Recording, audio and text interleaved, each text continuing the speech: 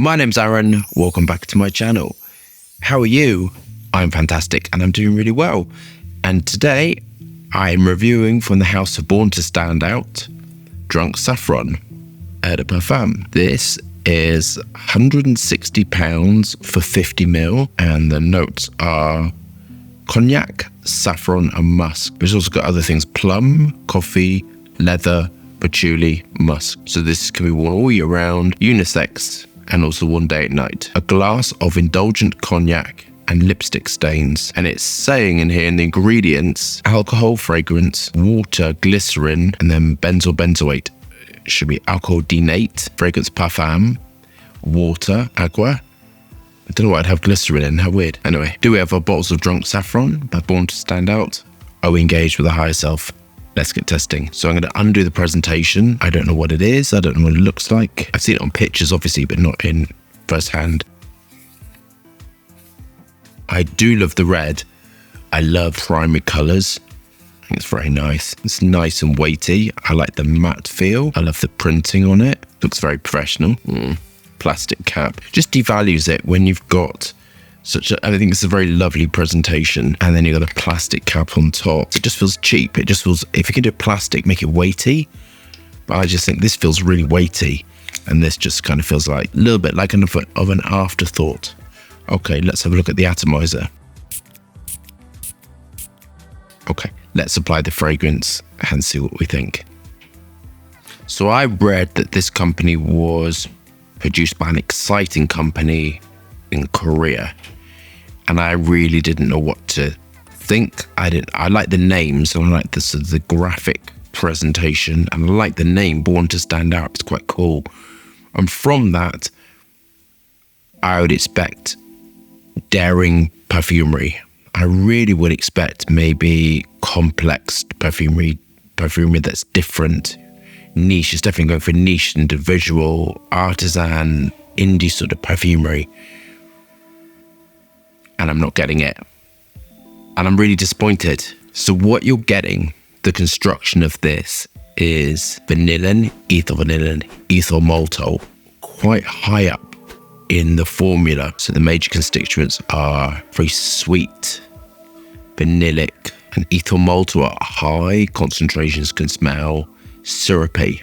I think it's a very nice smelling compound. I'm not getting plum. To me, plum and fruit accords are generally made with the masculine aroma chemicals like DMBCB, DMBCA, triethyl citrate, acetates, aldehydes, and how you construct it is quite important. I love making plum accords, very, very nice. And plum accords can be switched to other things, date accords. Once you get your plum accord perfecto, you can then manipulate it to smell of other things. So the aroma chemical you're smelling through the formula, built on a backbone, is a raw material called a batcha. And a batcha is crystalline at room temperature. Quite easy to work with it when you know how to work with it. Like all raw materials, when you first get them, you have to work out solubility. You have to work out kind of how you manipulate it, how you work with it, what it goes with. And that's what you're getting from this. And a batcha can be used to give freshness within the formula along the lines of pear,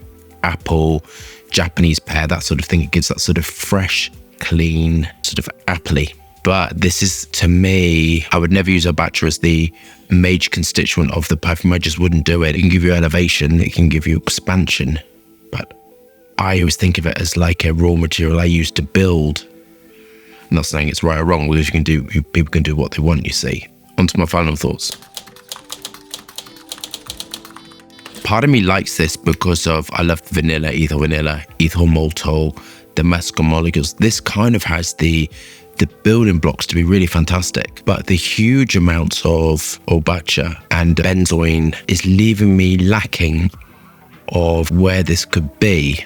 There's no woodiness to it. I mean, perfumery really is like a building a story. It's building a story, it's balancing the longevity of a fragrance against the volume and projection. That's what you're doing, you're constantly building. This to me smells kind of overly synthetic, which is absolutely fine because I quite like overly synthetic fragrances sometimes.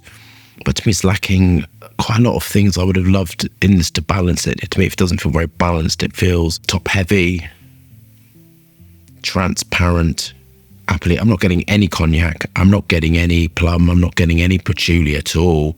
I'm not really getting balance. I'm not getting any sophistication either. I love fragrances that smell sophisticated. This doesn't excite me. It doesn't make me feel particularly anything. On the plus side, it has lots and lots of lift. I love the transparent nature. I think this is definitely unisex. I think this is definitely all seasons. It's incredibly linear because primarily it's constructed from aroma chemicals. I'm not getting saffron at all. Saffron's accords are generally sort of 4 or 5 raw materials to construct them. I'm not getting anything like that.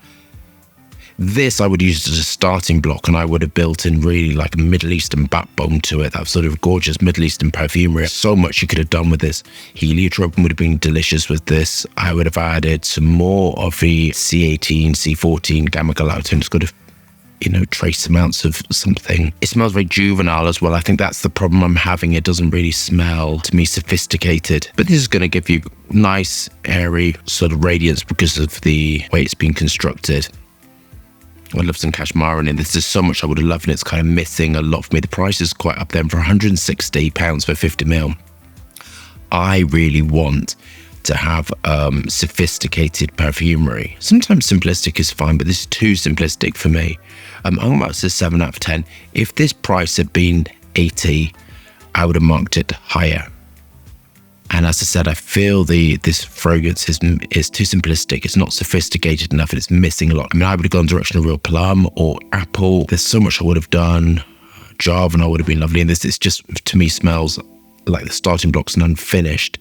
Yeah, but not very impressed. And I would have loved for sort of the packaging. It's red. It seems graphic. I love the sort of all of it as well. It's not even an extracted parfum for 160. For me, the perfumery is not fitting how I think it should be. It's quite dramatic or something different, interesting. To me, it's very safe, very nice. It's okay, but it's missing so much. I'd love to see it sort of either extracted parfum done of it and much, much more substance interest to it. It's not really inspiring for me at all. So we love that review. Thumbs up and subscribe for fascinating, interesting content. Lots of moving hands and lots of fragrance views. Hope staying safe and well. See you soon.